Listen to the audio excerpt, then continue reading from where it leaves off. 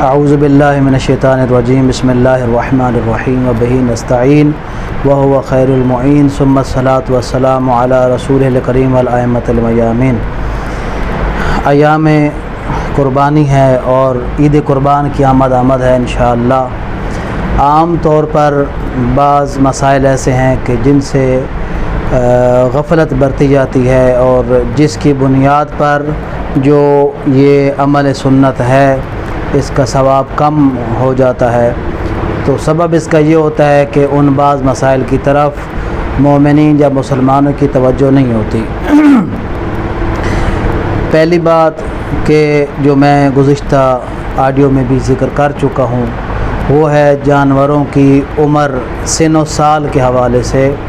کہ عام طور پر جو جانور ہیں قربانی کے جانور ان میں سن و سال کا لحاظ نہیں کیا جاتا، جبکہ اگر سن و سال کا لحاظ نہ کیا جائے تو وہ قربانی بعنوان قربانی نہیں ہوگی۔ ہاں ویسے عام طور پر کہ جس طرح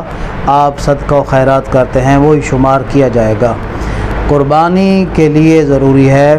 کہ پہلی بات یہ ہے کہ 3 جانور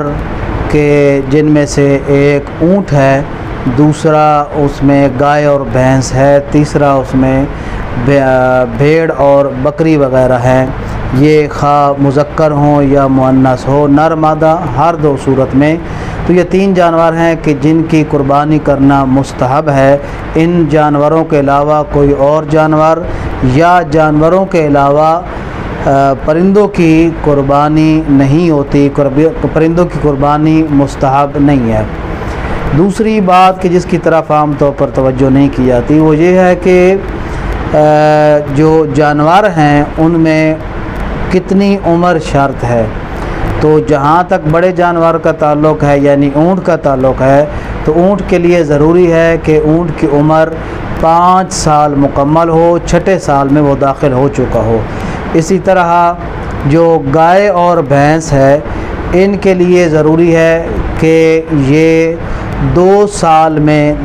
سال ان کے مکمل ہو چکے ہوں یا اور تیسرے سال میں داخل ہو چکے ہوں۔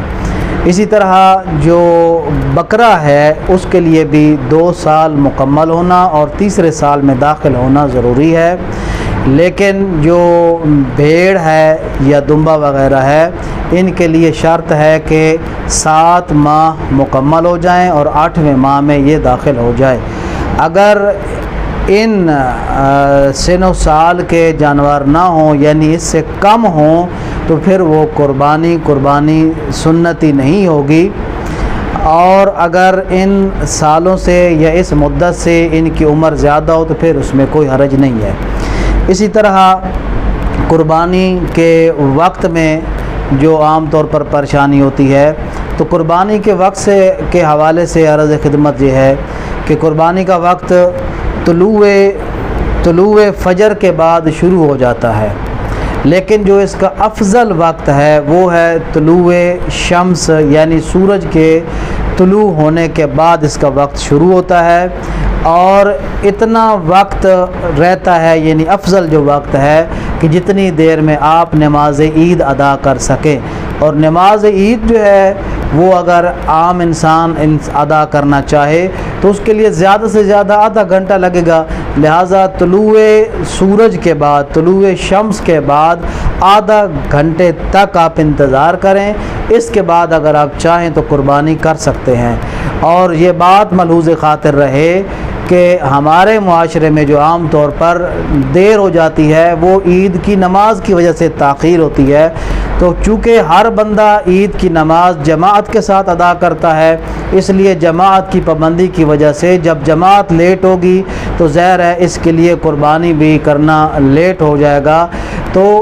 عرض خدمت یہ ہے کہ عید کی نماز جماعت کے ساتھ پڑھنا یہ اس کی کوئی پابندی نہیں ہے۔ عید کی نماز آپ فرادہ بھی ادا کر سکتے ہیں جس کا طریقہ انتہائی سہل ہے جو میں نے پچھلی ویڈیو میں بیان کر دیا تھا۔ لہذا اگر انسان چاہے طلوع سورج کے بعد یا سورج کے نکلنے کے بعد خود فرادہ اپنی نماز عید ادا کرے، اور خطبے پڑھنے کی بھی ضرورت نہیں ہے جب فرادہ ادا کرے گا تو، تو عید کی نماز پڑھے، عید کی نماز پڑھنے کے بعد خود ہی اپنے جانور کو ذبح کر سکتا ہے۔ اسی طرح یہ جو وقت ہے اس کا یہ افضل وقت تھا، اور اس کا جو قربانی کا جائز وقت ہے یعنی غیر افضل وقت، وہ آپ کا تیسرے دن کے غروب تک، سورج کے غروب ہونے تک باقی رہتا ہے۔ یعنی یہ کہ 10 ذی الحجہ پہلا دن ہوا، 11 ذی الحجہ دوسرا دن ہوا، اور 12 ذی الحجہ تیسرا دن ہوا، تو عام مقامات پر مکہ کے علاوہ، مکہ میں 4 دن ہے، چوتھا دن ہوتا ہے آخری، اور عام مقامات پر تیسرا دن آخری ہوتا ہے، تو تیسرے دن غروب کے وقت قربانی کا آخری وقت ہوتا ہے، لیکن یہ افضل وقت نہیں ہے، یہ غیر افضل وقت ہے۔ اسی طرح عام طور پر جس شے کی طرف توجہ نہیں کی جاتی وہ یہ ہے کہ قربانی کے وقت مستحب دعائیں ہیں، عام طور پر اس دعا کی تلاوت نہیں کی جاتی، اس دعا کی تلاوت کرنا مستحب ہے۔ اور ایک اہم چیز کہ جس کی طرف توجہ نہیں ہوتی وہ ہے آلہ ذبح کرنے والا جو آلہ ہے وہ لوہے کا ہونا ضروری ہے۔ جو بھی حضرت آیت اللہ العظمیٰ السید علی حسینی سیستانی صاحب کے مقلد ہیں ان کے لیے یہ لازم قرار دیا گیا ہے، یعنی احتیاط لازم ہے کہ ان کا جو ذبح کرنے والا آلہ ہے یعنی چھری لوہے کی ہونی چاہیے، اسٹیل والی چھری یا اسٹیل سے ملمس شدہ چھری اس سے ذبح نہیں ہوتا۔ ہاں بسا اوقات ایسا ہوتا ہے کہ چھری جو ہے وہ لوہے کی میسر نہیں ہوتی، تو اس صورت میں اس کا شرعی حل یہ ہے کہ آپ اس مسئلے میں سیستانی صاحب کے بعد جو عالم ہے اگر اس کا اس میں فتویٰ ہے تو آپ اس کی اس مسئلے میں تقلید کر سکتے ہیں۔ اور جہاں تک ہماری ناقص معلومات ہیں وہ یہ کہ حضرت آیت اللہ السید سعید الحکیم جو نجف میں باقاعدہ حیات ہیں، موجود ہیں، دام ظلہ، ان کا فتویٰ ہے کہ آپ سٹیل والی چھری سے بھی جانور کو ذبح کر سکتے ہیں۔ لہٰذا ہم نے یہ بھی دیکھا ہے کہ عام طور پر علماء کرام نجف الاشرف کے جو محققین ہیں وہ بھی جب اس طرح کا مسئلہ ہو تو وہ حضرت آیت اللہ سعید الحکیم کی طرف رجوع کر لیتے ہیں، یعنی ایک آدھ مسئلے میں جو احتیاط والے مسائل ہوتے ہیں ان میں ان کی تقلید کر لیتے ہیں۔